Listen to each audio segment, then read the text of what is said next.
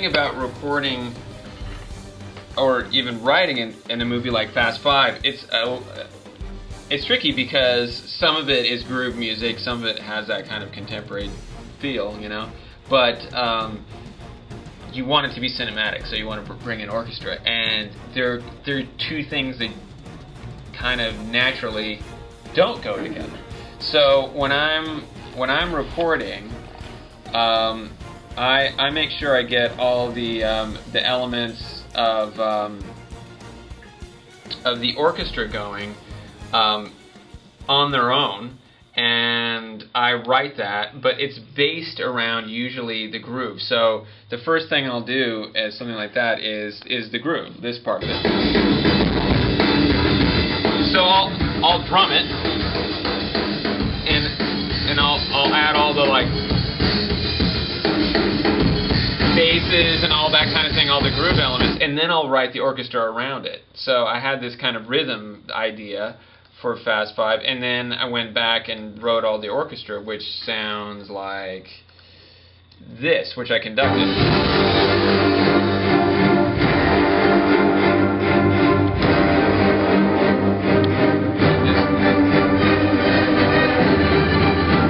Which has the kind of strings, and that's all, you know, written. This is all the sheet music that we wrote for the movie. So all of this. In fact, we can even find this piece. This is part B. Yeah, see the bop, bop, bop, bop, bop. So a piece like this, and then you add back in the drums.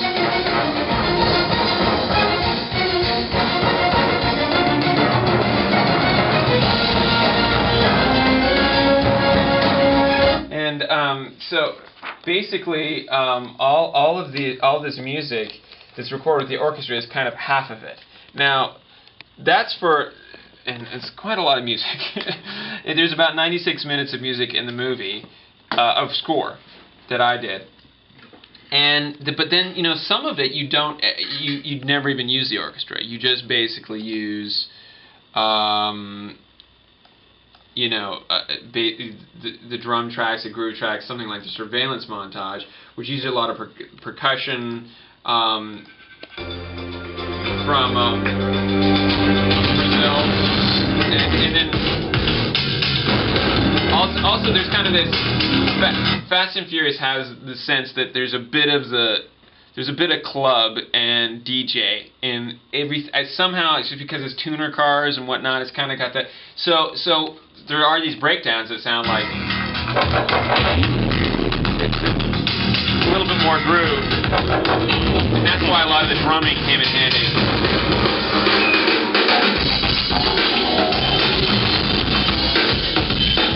So I lay down these drum grooves, and then there's no reason to really ever go and record orchestra for this, because it's not that kind of thing. Right. And then also, something like this would have a lot of Brazilian percussion that we layer in.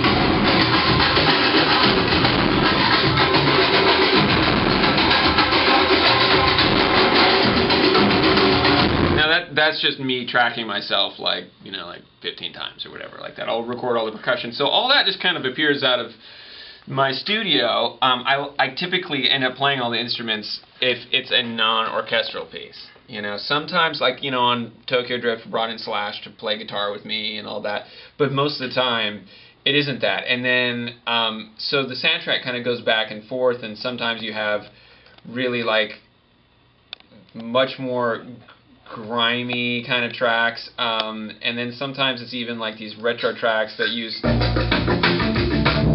you know, you use kind of like the orchestra in a way that's chopped up. I guess like you'll hear this like little pull thing here. I got robbed. That's not what happened. Here it is. You know, this kind of thing. So it's the cool thing in with Pro Tools for me is that you can manipulate not just kind of the tracks that you would think would be, you know, the more contemporary things. You can take a whole orchestra and mess with it.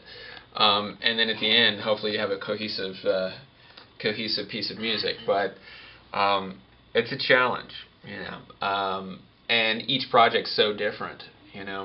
I just finished Battle Los Angeles right before doing Fast Five, and they couldn't be more different.